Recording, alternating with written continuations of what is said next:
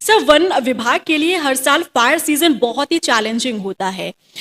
इसके लिए क्या कुछ स्टेप्स उठाए जा रहे हैं? देखिए, कोई भी आपदा हो, वो आपदा फायर की हो, ह्यूमन वाइल्ड लाइफ कॉन्फ्लिक्ट की हो। आजकल आप देख रहे हैं कि जगह जगह लैंडस्लाइड हो रहे हैं, बाढ़ आ रही है, क्लाउड बस्ट हो रहा है।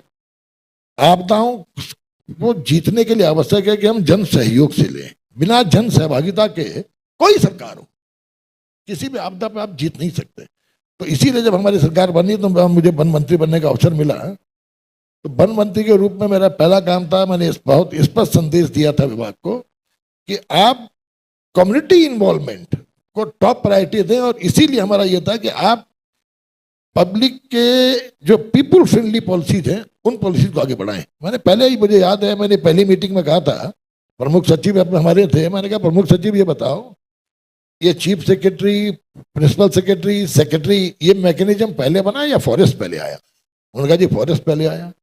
फिर मैं हेड ऑफ फॉरेस्ट से पूछा, Vinod Singhal head of forest, मैंने कहा विनोद भाई ये बताएं, head of forest, CPCCF, CCF, CF, DFO, ये मैकेनिज्म पहले आया या फॉरेस्ट पहले आया? उन्होंने कहा था फॉरेस्ट पहले आया। मुख्यमंत्री भी मीटिंग में थे, मैंने कहा मुख्यमंत्री, मंत्री, विधायक, ये मैकेनिज्म भी बाद में आया, फॉरेस्ट पहले आया। इसका मतलब हम सब लोगों का इस जंगल को बनाने में कोई हम लोगों का योगदान नहीं था।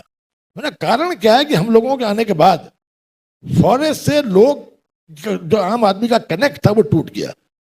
कारण था कि हमने जो नियम बनाए उससे कहीं ना कहीं जो लाइवलीहुड लोगों की जंगलों पर निर्भर करती थी, उसको जब हमने रोकने का काम किया तो पब्लिक ने भी फॉरेस्ट से कनेक्शन तोड़ दिया। तो इसलिए आज पीपुल फ्रेंडली पॉलिसी पर हम लोग फोकस करो। और इसीलिए फॉरेस्ट फायर को रोकने के लिए हम लोगों ने ग्राम प्रधान की अध्यक्षता में फॉरेस्ट फायर मैनेजमेंट कमेटी बनाई और उन स्पॉट्स को आइडेंटिफाई किया जहां पर फ्रीक्वेंसी ज्यादा थी फॉरेस्ट फायर की। और 572 जगह हमने फॉरेस्ट फायर मैनेजमेंट कमेटी बना के उनको हर बार पैसे भी देने का काम कर रहे हैं। उसका नतीजा यह मिला, मैं, मेरे मित्र भी सही हमारे, क्योंकि दलों में बात अलग है, अलग अलग दलों में होना, लेकिन मित्रता अलग है। आप उठा के रिकॉर्ड देख लें, 18, 22, 23, 23, 24, 24, 25 और 25, 26, इन 4 सालों में कुछ परमात्मा की भी मदद मिली और कुछ जन सहयोग भी मिला।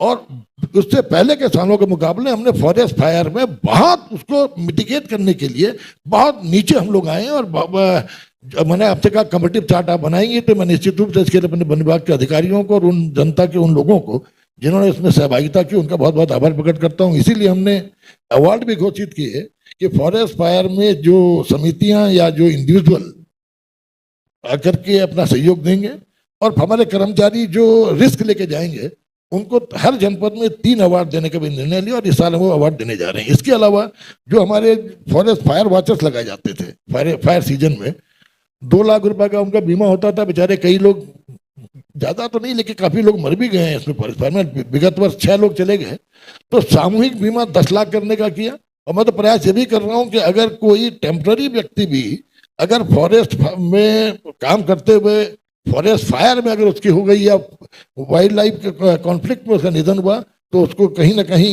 एक जो सुविधाएं एक रेगुलर कर्मचारी के परिवार को मिलती है, उसके परिवार को वो सुविधाएं दी जाए। इसके लिए मैं प्रयास कर रहा हूँ। तो मेरा सबसे बड़ा फोकस ये है, आप चाहे ह्यूमन वाइल्ड लाइफ कॉन्फ्लिक्ट हो, चाहे फॉरेस्ट फायर को मिटिगेशन का प्रश्न हो, जन सहभागिता को लेकर ही हम इसमें आगे बढ़ना चाहिए। तभी इसमें हम समझते हैं हम लोग अंकुश लगाने में सफल होंगे।